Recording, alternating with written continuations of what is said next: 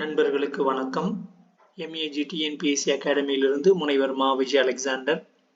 ஜனவரி மாதம் 13, 14ஆம் தேதியினுடைய முக்கியமான நடப்பு நிகழ்வுகளை காண்போம். மனிதர்களை விண்ணுக்கு அனுப்புவதற்கான முன்னோட்ட ஆய்வுக்காக அனுப்பப்பட்ட ஸ்பேடெக்ஸ் இரட்டை விண்கலன்களை ஒருங்கிணைக்கும் பணிகள் இறுதி கட்டத்தை எட்டியுள்ளன. அதன்படி இரு விண்கலன்களுக்குமான இடைவெளி வெறும் 3 மீட்டராக குறைக்கப்பட்டுள்ளது. இந்திய விண்வெளி ஆய்வு நிறுவனம் அதாவது இஸ்ரோ, பாரதிய அந்தரிக்ஷா நிலையம் என்னும் இந்திய ஆய்வு நிலையத்தை 2035ஆம் ஆண்டுக்குள் விண்ணில் நிறுவ முடிவு செய்துள்ளது. இதற்கான முன்னேற்பாடுகள் தற்போது மேற்கொள்ளப்பட்டு வருகின்றன. அதற்கு முன்னோட்டமாக ஸ்பேடெக்ஸ் ஏ, ஸ்பேடெக்ஸ் பி எனும் திட்டத்தின் கீழ் விண்வெளியில் விண்கலன்களை ஒருங்கிணைக்கும் பரிசோதனையை மேற்கொள்ள இஸ்ரோ முடிவு செய்துள்ளது. இதற்காக வடிவமைக்கப்பட்ட 2 விண்கலன்களும் PSLV C-60 ராக்கெட் மூலமாக ஆந்திர மாநிலம் ஸ்ரீஹரிகோட்டாவில் உள்ள ஏவுதளத்தில் இருந்து கடந்த டிசம்பர் 30ஆம் தேதி செலுத்தப்பட்டு விண்ணில் நிலைநிறுத்தப்பட்டன. அதன் பின்னர் அவ்விரு விண்கலன்களும் ஒரே சுற்றுப்பாதையில் குறிப்பிட்ட தொலைவு இடைவெளியில் ஒன்றன் பின் ஒன்றாக சுற்றி வந்தன. இரு விண்கலன்களுக்கும் இடையேயான தொலைவை 20 கிலோமீட்டரிலிருந்து படிப்படியாக குறைத்து அவற்றை ஒருங்கிணைக்க திட்டமிடப்பட்டுள்ளது. இந்த திட்டம் வெற்றி பெற்றால் ரஷ்யா, அமெரிக்கா, சீனா ஆகிய நாடுகளை தொடர்ந்து விண்வெளியில் விண்கலம் ஒருங்கிணைப்பு தொழில்நுட்பத்தை மேற்கொண்ட 4வது நாடாக இந்தியா உலக அரங்கில் உருவெடுக்கும் என்பது குறிப்பிடத்தக்கது. உலகின் உயரமான போர்க்களமாக விளங்கும் சியாச்சின் பனிமலையில் பனிமலை, இது பனிமலை அல்ல, பனிமலையில் மலையை குறிக்கிறது. இராணுவ வீரர்களுக்கு ரிலையன்ஸ் ஜியோவின் அதிவேக இணைய சேவை 4G மற்றும் 5G வழங்கப்பட்டுள்ளது. லடாக்கில் உள்ள சியாச்சின் பனிமலை. நண்பர்களே, பனிமலை என்பது இந்த பனிமலையை தான் முன்பு நான் குறிப்பிட்டேன். சியாச்சின் பனிமலை உலகின் உயரமான மற்றும் மிகவும் குளிரான போர்க்களமாகும். காரகோரம் மலைத்தொடரில் இந்த பனிமலை உள்ளது.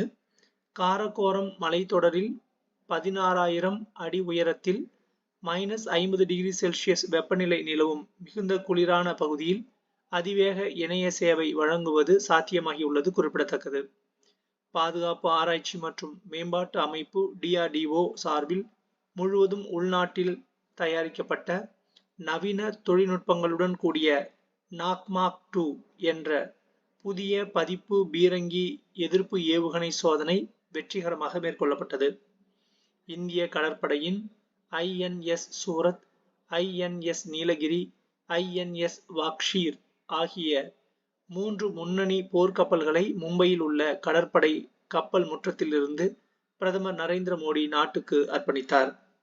இரு நாடுகளிடையேயான ஒப்பந்தத்தை மீறி இந்திய வங்கதேச எல்லையில் 5 இடங்களில் வேலி அமைக்க இந்தியா முயற்சிக்கிறது என்று வங்கதேசம் குற்றம் சாட்டிய நிலையில் அது தொடர்பாக இந்திய தூதரிடம் அந்நாட்டு அரசு விளக்கம் கேட்டுள்ளது.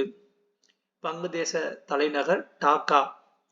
2024இல் இந்தியாவின் மக்கள் தொகை 145 கோடி ஆகும். தமிழ்நாட்டின் மொத்த மக்கள் தொகை 7.71 கோடி ஆகும். இந்தியாவின் ஓராண்டு சராசரி மழை அளவு தோராயமாக 1180 மில்லிமீட்டர் முதல் 1250 மில்லிமீட்டர் ஆகும். தமிழகத்தின் சராசரி மழை அளவு 914 மில்லிமீட்டர் ஆகும். உலகின் மிகப்பெரிய ஆன்மீக சங்கமமான மகர கும்பமேளா உத்தரப்பிரதேச மாநிலம் பிரயாக்ராஜில் தொடங்கியது. ஜம்மு காஷ்மீர் யூனியன் பிரதேசத்தின் ஸ்ரீநகர் லே தேசிய நெடுஞ்சாலை மேம்படுத்தப்பட்டு வருகிறது. அதன் ஒரு பகுதியாக ரூபாய் 20,700 கோடி அளவில் நண்பர்களே மன்னிக்கவும், இது 2,700 கோடி அளவில் புதிதாக கட்டப்பட்டுள்ள சோன்மார்க் சுரங்கப்பாதையை பொது போக்குவரத்துக்கு பிரதமர் மோடி திறந்து வைத்தார். இந்திய வானிலை ஆய்வுத்துறை தனது 150வது நிறுவன தினத்தை ஜனவரி 14ஆம் தேதி கொண்டாடியது. நாட்டை வானிலை சூழலுக்கு தயாராக்கவும் பருவநிலைக்கு உகந்த நாடாக மாற்றும் நோக்கத்துடன் மிஷன் மௌசம் வானிலை இயக்கம் திட்டத்தை பிரதமர் மோடி தொடங்கி வைத்தார். இதே நிகழ்வில் வானிலை மாற்றங்களுக்கு எதிரான தாங்குதிறன் மற்றும் பருவநிலை மாற்றங்களுக்கு ஏற்ப தகவமைத்தல் குறித்த இந்திய வானிலை ஆய்வு மையத்தின் தொலைநோக்கு 2047 ஆவணத்தையும் பிரதமர் வெளியிட்டார். மிஷன் மௌசம் என்பது அதிநவீன வானிலை கண்காணிப்பு தொழில்நுட்பங்கள் மற்றும் அமைப்புகளை உருவாக்குவதற்கான இயக்கமாகும். உயர் தெளிவு திறன் கொண்ட வளிமண்டல கணிப்புகள், அடுத்த தலைமுறை ரேடார்கள், செயற்கைக்கோள்கள், உயர் செயல்திறன் கணிப்பை செயல்படுத்தும் குறிக்கோள்களை அடைய இயக்கம் நோக்கமாக கொண்டுள்ளது. இதன் மூலம் வானிலை பருவநிலை செயல்முறைகள் பற்றிய புரிதலை மேம்படுத்தும், காற்றின் தரம் குறித்த தரவுகளை வழங்குதல் மற்றும் வானிலை மேலாண்மையில் நீண்டகால தலையீட்டு உத்திக்கு உதவுவதிலும் கவனம் செலுத்தும் என்று தெரிவிக்கப்பட்டுள்ளது. 2027 அறிக்கையின்படி இந்திய வானிலை ஆய்வுத்துறை 39 டாப்ளர் வானிலை ரேடார்கள், இன்சாட் 3D/3DR செயற்கைக்கோள்கள் அதாவது ஸ்டாட்லைட் போன்றவற்றின் மூலமாக 15 நிமிடத்தில் மேக புதுப்பிப்புகளை வழங்குகிறது. மேலும் 86 தானியங்கி வானிலை நிலையங்கள், 200 வேளாண் சீதோஷ்ண நிலையங்கள், 5896 மழை கண்காணிப்பு நிலையங்கள், 83 மின்னல் உணரிகள், 63 பைலட் பலூன் நிலையங்கள் ஆகியவற்றுடன் வலுவான வலையமைப்புடன் இந்திய வானிலை ஆய்வு மையம் இயங்குகிறது. நிகழாண்டு ஹஜ் புனித யாத்திரை மேற்கொள்ள 1,75,20,025 இந்திய யாத்ரீகர்களுக்கு சவுதி அரேபியா அனுமதி அளித்துள்ளது. உள்நாட்டில் சட்டவிரோதமாக சம்பாதிக்கும் பணத்தை வெளிநாடுகளில் பதுக்குபவர்களை கண்டறிய இன்டர்போல் அதாவது சர்வதேச காவல்துறை ஒத்துழைப்பு அமைப்பு அண்மையில் அறிமுகம் செய்த சில்வர் நோட்டீஸ் வெள்ளி எச்சரிக்கை அறிவிப்பு என்ற புதிய நடைமுறை இந்தியாவின் முன்மொழிவு என்று சிபிஐ இயக்குனர் பிரவீன் சூட் கூறியுள்ளார். பிரான்ஸ் நாட்டின் லியான் நகரை தலைமையகமாக கொண்டு செயல்படும் இன்டர்போல் பல்வேறு வண்ணங்களில் எச்சரிக்கை அறிவிப்புகளை நாடுகள் வெளியிடும் நடைமுறையை அறிமுகம் செய்துள்ளது. குறிப்பாக வெளிநாடுகளில் பதுங்கியிருக்கும் தேடப்படும் நபர்களை ஒரு நாடு கைது செய்ய சிவப்பு எச்சரிக்கை அறிவிப்பு அதாவது ரெட் கார்னர் நோட்டீஸ் வெளியிடும் நடைமுறை உள்ளது. அதுபோல இன்டர்போலில் இணைந்திருக்கும் உறுப்பு நாடுகள் தேவைப்படும் பல்வேறு வகையான தகவல்களை பெற ஆரஞ்சு, பச்சை, நீலம் என பல வண்ணங்களில் அறிவிப்புகள் வெளியிடும் நடைமுறை அறிமுகம் செய்யப்பட்டுள்ளது. இந்த வரிசையில் இத்தாலி நாட்டின் வேண்டுகோளை ஏற்று புதிய சில்வர் நோட்டீஸ் கொடுக்கும் நடைமுறையை இன்டர்போல் அண்மையில் அறிமுகம் செய்துள்ளது.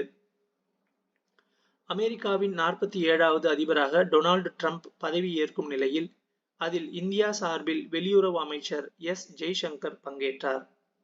டிசம்பர் மாதம் ஜிஎஸ்டி வரி வசூல் ரூபாய் 1.77 லட்சம் கோடி ஆகும். பெரும்பாலான நாடுகளில் ஒரே ஒரு ஜிஎஸ்டி வரி விதிப்பு இருக்கும்போது இந்தியாவில் 0%, 3%, 3%, 5%, 12%, 18% மற்றும் 28% என்று 6 பிரிவுகள் இருக்கின்றன. அயலக தமிழர்களுக்கு 100 பயிற்றுனர்கள் மூலமாக மொழி கலைகள் குறித்து நேரடி பயிற்சி அளிக்கப்படும் என முதல்வர் மு.க. ஸ்டாலின் அறிவித்துள்ளார். இந்த திட்டத்துக்காக ரூபாய் 10 கோடி ஒதுக்கப்படும் எனவும் அவர் தெரிவித்துள்ளார். மகாத்மா காந்தி தேசிய ஊரக வேலை உத்தரவாத திட்டம் என்பது கிராமப்புற இந்தியாவுக்கான ஒரு முக்கியமான ஊதிய வேலைவாய்ப்பு திட்டமாகும். மகாத்மா காந்தி தேசிய ஊரக வேலை உறுதி திட்டம் தொடங்கப்பட்ட நாள் முதல் தேசிய அளவில் செயல்படுத்துவதில் தமிழ்நாடு எப்போதும் முன்னோடி மாநிலமாக திகழ்ந்து வருகிறது. தமிழகத்தில் 76 லட்சம் குடும்பங்களை சேர்ந்த சுமார் 91 லட்சம் தொழிலாளர்கள் மகாத்மா காந்தி தேசிய ஊரக வேலை உறுதி திட்ட பணிகளில் தீவிரமாக பங்கேற்று வருகின்றனர்.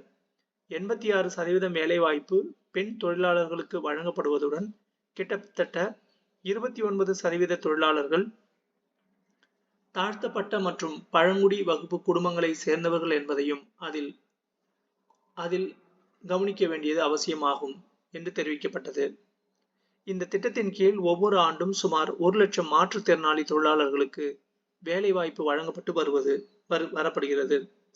2024-25 ஆண்டு ஜனவரி 6 வரை ரூபாய் 20 கோடி மனித உழைப்பு நாட்களாக இருந்த நிலையில் தமிழகம் ஏற்கனவே 23.36 கோடி மனித உழைப்பு நாள்களை எட்டியுள்ளது குறிப்பிடத்தக்கது. தமிழ் வளர்ச்சித்துறை சார்பில் அம்பேத்கரின் 10 நூல்களை முதல்வர் மு.க. ஸ்டாலின் வெளியிட்டார். அண்ணல் அம்பேத்கரின் கருத்துகள் உலகம் முழுவதும்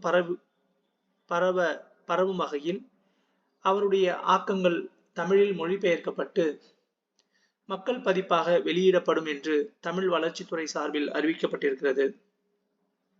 அதன்படி தமிழ் வளர்ச்சித்துறை நியூ செஞ்சுரி புத்தக நிறுவனத்துடன் இணைந்து வெளியிட்ட நூல்களின் பெயர்கள் பின்வருமாறு: இந்தியாவில் சாதிகள், சூத்திரர்கள் யார் பகுதி 1, சூத்திரர்கள் யார் பகுதி 2, தீண்டப்படாதோர் யார், அவர்கள் ஏன் தீண்டப்படாதோர் ஆயினர், தீண்டப்படாதோர் அல்லது இந்திய சேரிகளின் குழந்தைகள், தீண்டப்படாதோர் தீண்டாமை சமூகம் மதம் பற்றிய கட்டுரைகள், தீண்டப்படாதோர் தீண்டாமை அரசியல் கட்டுரைகள், இந்து மதத்தின் தத்துவம் இந்தியா பொதுவுடைமைக்கான முன் தேவைகள், பண்டைய இந்தியா புரட்சி எதிர்ப்பு புரட்சி பகுதி 1, பௌத்தத்தின் வீழ்ச்சி சாதிகளின் தோற்றம், பண்டைய இந்தியா புரட்சி எதிர்ப்புரட்சி பகுதி 2, இந்து மதத்தின் ஆதார பகுதி சாதிதான் ஆகியனவாகும். சேலம் தலைவாசலில் ரூபாய் 564 கோடியில் அமைக்கப்பட்டுள்ள கால்நடை மற்றும் விலங்கின அறிவியலுக்கான ஒருங்கிணைந்த உயர் ஆராய்ச்சி நிலையத்தை முதல்வர் மு.க. ஸ்டாலின் திறந்து வைத்தார். முன்னாள் முதல்வர் கருணாநிதியின் 97வது பிறந்த நாளையொட்டி 3/6/2021 தமிழக அரசால் வெளியிடப்பட்ட கனவு இல்லம் திட்டத்தின் தொடர்ச்சியாக தமிழில் சிறந்த மொழிபெயர்ப்பு நூலுக்கான சாகித்ய அகாடமி மொழிபெயர்ப்பாளர் விருது பெற்ற தமிழகத்தை சேர்ந்த விருதாளர்களுக்கு அரசு மூலமாக ரூபாய் 40 லட்சத்தில் கனவு இல்லம் வழங்கப்படும் என ஆணையிடப்பட்டுள்ளது. நன்றி.